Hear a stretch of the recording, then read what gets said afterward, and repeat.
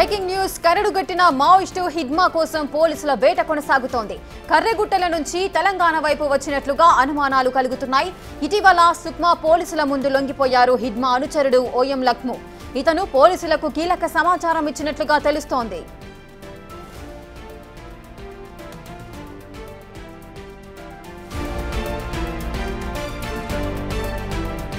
కర్రెగుట్టల operation సమయంలో తప్పించుకున్న హిడ్మా ఛత్తీస్గఢ్ సరిహద్దుల నుంచి తెలంగాణ వైపు వచ్చారంటున్నారు లక్ము. ఏప్రిల్లో హిడ్మాను టార్గెట్ చేసి భారీగా కర్రెగుట్టల్లో కూంబింగ్ చేశాయి భద్రతా దళాలు. బలగాలు చేరుకోకముందే కొంతమంది రక్షణ దళంతో సేఫ్ జోన్ కు వెళ్లారు హిడ్మా. ఆయనకు తెలంగాణ రాష్ట్ర కమిటీ రక్షణ కల్పిస్తోందని పోలీసులకు చెప్పారు లక్ము.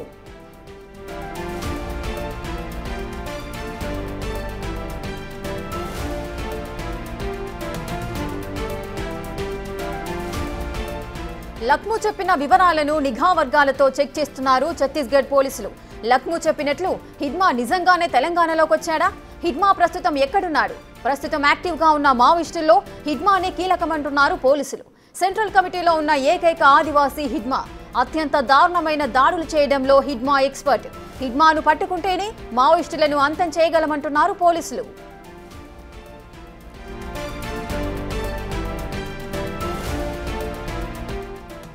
పూర్తి డీటెయిల్స్ మా అసోసియేట్ ఇన్పుట్ ఎడిటర్ నగేష్ అందిస్తారు. నగేష్, హిడ్మా కోసం దళాలన్నీ వేట అయితే కొనసాగిస్తున్నాయి. లక్ము చెప్పిన ఆధారాలతోనే హిడ్మా వేట అనేది కొనసాగుతోందా? ప్రస్తుతం ఆపరేషన్ ఏ విధంగా ఉంటుంది? ఇంటరాగేషన్ సమయంలో లక్మా కొన్ని విషయాలు చెప్పాడని చెప్పి ప్రస్తుతం అయితే వెలుగులోకి వస్తున్నాయి. లక్మా చెప్పిన వివరాల ప్రకారం హిడ్మా కోసం పోలీసుల వేట సాగింది. కర్రెగుట్టలో తలదాచుకున్న లక్మా కోసం దాదాపుగా 2000 మంది భద్రతా బలగాలు రంగంలోకి దిగి జల్లెడబెట్టారు. అక్కడ ఒక బేస్ క్యాంప్ను ఏర్పాటు చేయాలని చెప్పి కూడా ఈ మధ్య కేంద్ర హోంశాఖ నిర్ణయించింది. కానీ హిడ్మా అక్కడి నుంచి తప్పించుకొని సేఫ్ జోన్కి వెళ్ళాడని చెప్పి తర్వాత నిఘా వర్గాలు గుర్తించాయి.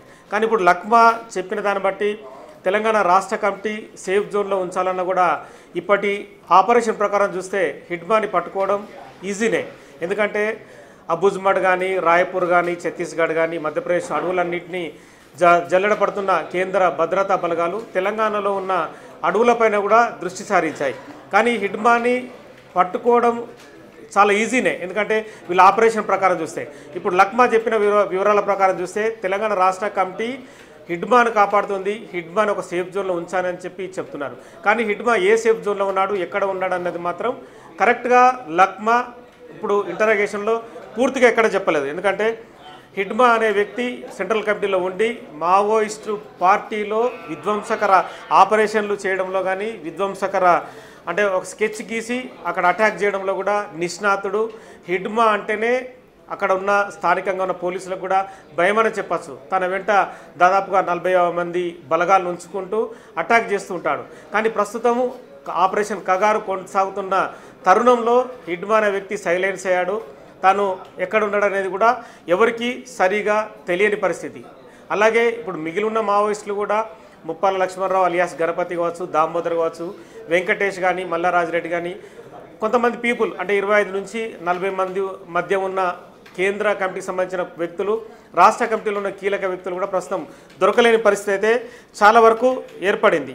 ఏప్రిల్లోనే హిడ్మాను టార్గెట్ చేశామని చెప్పి భద్రతా బలగాలు చెప్తున్నా కూడా హిడ్మా మాత్రం ఇప్పటికీ ఎవరి కనుసన్నల్లో కానీ, నిఘా వర్గాల్లో కానీ, సెంట్రల్ ఇంటెలిజెన్స్ టీం కానీ, స్టేట్ ఇంటెలిజెన్స్ వాళ్ళకు కూడా ఎక్కడ కూడా టచ్ అయితే కాలేదు. హిడ్మాకు సంబంధించిన కనీస సమాచారం అయితే సేకరించలేకపోయారు.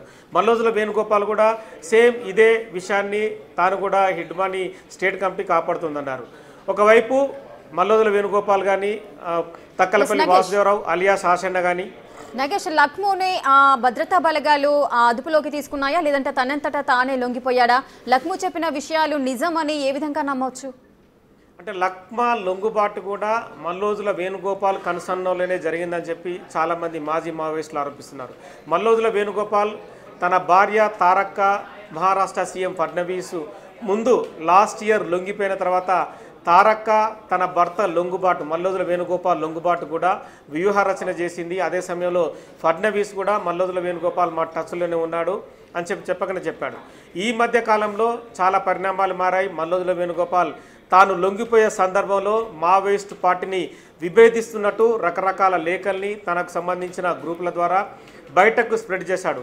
మావోయిస్టు పార్టీ సైద్ధాంతిక విధానాన్ని వదిలివేసి ఆయుధాలు వదిలేసి జనజీవన స్రవంతిలోకి వచ్చి జనజీవన స్రవంతిలో రాజకీయం చేయాలి, జనజీవన స్రవంతిలో పోరాటాలు చేయాలని చెప్పి పిలుపునిచ్చారు. కానీ మావోయిస్టు పార్టీ తన సైద్ధాంతిక సిద్ధాంతం కట్టుబడి ఉండి అంటే తుపాకీతోనే పోరాటం అన్న రీతిలో వాళ్ళు మావోయిస్టు పార్టీలో సభ్యులు కొనసాగుతున్నారు. ఇప్పటికి కూడా సీకాసా కానీ సిపిఐఎంఎల్ కానీ మావోయిస్టు పార్టీల గ్రూపులన్నీ కూడా ఖచ్చితంగా పోరాడతామనే వాళ్ళు ప్రకటిస్తున్నారు. కానీ శాంతి చర్చల ప్రతిపాదన మీదనే వాళ్ళు ఇప్పటికీ కట్టుబడి ఉన్నారు. ఇవాళ కట్ట రామచందర్ రెడ్డి అంత్యక్రియలు కూడా సిద్దిపేట జిల్లాలో జరిగాయి. అక్కడ కూడా చాలామంది మావోయిస్టులు, ప్రజా సంఘాలు, పౌరకులు కూడా సేమ్ శాంతి చర్చల కోసమే డిమాండ్ చేసిన పరిస్థితి. ఎక్కడ కూడా లొంగుబాటుకు ముందుకు రావడం లేదు, బయటకు వస్తామని చెప్పడం లేదు. కానీ మల్లోజుల వేణుగోపాల్ అలాగే ఆశన్న తన ఇంటర్వ్యూలో చెప్పాడు, అంటే తాము బయటకు వచ్చిన నక్సలైట్లుగా తుపాకీని మాత్రమే వదిలిపెట్టాం, పోరాటం కొనసాగుతుందన్నాడు. కానీ పోలీసుల కనుసన్నల్లో ఉంటూ ప్రజల మధ్య ఉంటూ తుపాకీ లేకుండా ఎలా పోరాటం చేస్తారనేది కూడా ప్రతి ఒక్కరు కూడా క్వశ్చన్ చేస్తున్నారు. ఇప్పటికే వేణుగోపాల్ని అలాగే లక్మాని ఇప్పుడు తను చెప్తున్న వారు ఎవరైతే ఉన్నారో మిగతా వాళ్ళందరినీ కూడా ద్రోహులుగానే పరిగణిస్తున్నారు, ద్రోహులుగానే బయట ప్రచారం చేస్తున్నారు. ఈ క్రమంలో హిడ్మా కోసం వేట అయితే కొనసాగుతుందని చెప్పచ్చు. లక్మా ఇంటరాగేషన్లో చెప్పిన వివరాల ప్రకారం అయితే కర్రెగుట్టల్లో ఉన్నా కూడా కర్రెగుట్ట ఎందుకంటే ఛత్తీస్గఢ్ కానీ 2-3 రాష్ట్రాలకు విస్తరించి ఉన్న భారీ అడవులు, 1000 ఎకరాల విస్తీర్ణమైన ప్రాంతం అది. ఇప్పటికే ఆ ప్రాంతంలో డ్రోన్లతో కానీ హెలికాప్టర్లతో కానీ రకరకాలుగా శోధన చేశాయి. ఆల్రెడీ అక్కడ ఆ ప్రాంతంలో అన్ని రకాలుగా నిఘా పెట్టాయి. కానీ హిడ్మాకు సంబంధించిన ఆనవాళ్ళు కానీ హిడ్మా ఎక్కడ ఉండడం మాత్రం ఎవరికి తెలియదు. ఒకవేళ హిడ్మా తెలంగాణ, ఆంధ్రప్రదేశ్ కానీ మధ్యప్రదేశ్, ఛత్తీస్గఢ్, మహారాష్ట్ర ఈ 5 రాష్ట్రాలు వదిలి నేపాల్ పారిపోయాడా లేదంటే ఎక్కడ తలదాచుకున్నాడన్న విషయం మాత్రం నిఘా వర్గాలు గుర్తించలేకపోయాయి. ఇప్పుడు లక్మా హిడ్మాకి అనుచరుడుగా ఉన్న హిడ్మాకి సంబంధించిన పూర్తి సమాచారాన్ని మాత్రం నిఘా వర్గాలకు చేరవేయలేకపోయాడు. నగేష్, తెలంగాణ రాష్ట్ర కమిటీ హిడ్మాను రక్షిస్తున్నాయి అంటూ కూడా లక్ము చెప్పారు. మరి ఈ స్టేట్మెంట్ మనం ఏ విధంగా చూడొచ్చు? నిజంగానే ఆ అవకాశాలు ఎంత మేరకు ఉన్నాయి? ఖచ్చితంగా, ఎందుకంటే నిఘా వర్గాలు కనుక లక్మా చెప్పిన వివరాల ప్రకారం ఆల్రెడీ చాలా ప్రాంతాలకు వెళ్ళి ఉంటాయి. ఎందుకంటే లక్మా హిడ్మా ఎక్కడెక్కడ తిరిగాడు, ఎక్కడ ఏ ప్రాంతాల్లో తలదాచుకొని ఉన్నాడు, ఎక్కడ కూడా తన స్థావరాలేంటి, ఆయుధాలు ఎక్కడ పెట్టేవాడు, ఎక్కడికి తిరిగేవాడు అన్న ప్రాంతాలన్నీ కూడా ఆల్రెడీ వాళ్ళు జల్లెడ పట్టే ఉంటారు.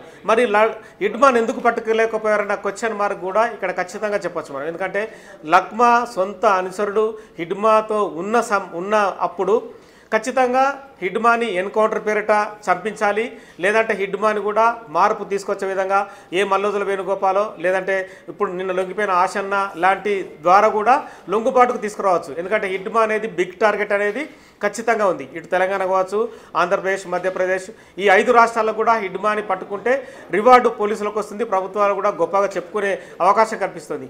కానీ తెలంగాణలో కాంగ్రెస్ ప్రభుత్వం ఉండి నేషనల్లో బీజేపీ ఉండి ఇక్కడ పొసగడం లేదని చెప్పి కొన్ని వర్గాలు ఆరోపిస్తున్నాయి. అలాగే సెంట్రల్ ఇంటెలిజెన్స్ కానీ స్టేట్ ఇంటెలిజెన్స్ మధ్య కూడా సంబంధాలు సరిగా లేకపోవడం వల్ల కూడా హిడ్మాని పట్టుకుంటలేరన్న సమాచారాన్ని కూడా చెప్తున్నాయి. కానీ ఏది ఏమైనా ఎవరిదైనా కూడా నక్సలైట్లను టార్గెట్ చేయడమే ప్రతి ప్రభుత్వం పని. ఖచ్చితంగా నక్సలైట్లను ఏదో విధంగా లొంగుబాటుకు తీసుకురావడం కూడా ప్రభుత్వాల పని. ఎందుకంటే ఈ మధ్య కాలంలో సుజాతక్క కానీ మిగతా కొంతమంది కేంద్రానికి సంబంధించిన చాలామంది నాయకులు హైదరాబాద్లో డీజీపీ శివధర్ రెడ్డి ముందు లొంగిపోయారు, అలాగే రాచకొండ కమిషనర్ సుధీర్ బాబు ముందు కూడా లొంగిపోయారు. ఈ క్రమంలో లొంగుబాటుకు తీసుకొచ్చిన ప్రభుత్వాలకు ఖచ్చితంగా పేరు వస్తుంది. అక్కడ ఉన్న పోలీస్ ఆఫీసర్ కూడా అంటే డీజీపీ శివధర్ రెడ్డి ముందు లొంగిపోయాడు, సుధీర్ బాబు ముందు లొంగిపోయాడు అన్న పేర్లు కూడా వస్తాయి. కానీ హిడ్మా ఎక్కడున్న విషయం ఎవరికీ తెలియదు. కాబట్టి లక్మా చెప్తున్న వివరాల ప్రకారం హిడ్మాను పట్టుకోలేమన్నది కూడా ఖచ్చితంగా అర్థమవుతోంది. హిడ్మా ఇప్పటికైతే లాస్ట్ ఏప్రిల్ నుంచి మొదలుకుంటే ఇప్పటి అక్టోబర్ వరకు కూడా దాదాపుగా 6 నెలల సమయం గడిచింది. హిడ్మాకు సంబంధించిన ఆనవాళ్ళు కానీ హిడ్మా కూడా బయట ప్రాంతాలకు బయట వ్యక్తులకు ఏ చిన్న స్టేట్మెంట్ కూడా బయటకు చెప్పలేదు. మరి హిడ్మా ఎక్కడున్నాడు, ఎవరి కనుసన్నల్లో ఉన్నాడు, ఈ దేశంలో ఉన్నాడా లేదంటే పక్క దేశానికి పారిపోయాడన్న మాత్రం క్వశ్చన్ మాత్రం ప్రశ్నగానే మిగిలింది. మరి హిడ్మాని పట్టుకునే దిశగా భద్రతా బలగాలు ఎంతవరకు విజయం సాధిస్తుంది అనేది మాత్రం ఖచ్చితంగా ప్రశ్నార్థకమే. Right, thank you Nagesh, thanks for the live details. ఇక కరుడుగట్టిన మావోయిస్టు హిడ్మా కోసం పోలీసుల వేట అయితే కొనసాగుతోంది. కర్రెగుట్టల నుంచి తెలంగాణ వైపు వచ్చినట్లుగా అనుమానాలు అయితే కలుగుతున్నాయి. అటు లక్ము చెప్పిన వివరాల ప్రకారం అటు తెలంగాణ వైపు హిడ్మా వెళ్లిపోయారు అంటూ కూడా ఆయన ఏదైతే స్టేట్మెంట్ ఇచ్చారో ఆ కోణంలో కూడా భద్రతా బలగాలైతే నిఘానైతే ఏర్పాటు చేశాయి. అదేవిధంగా హిడ్మా కోసం వెతుకులాటను ప్రారంభించాయి.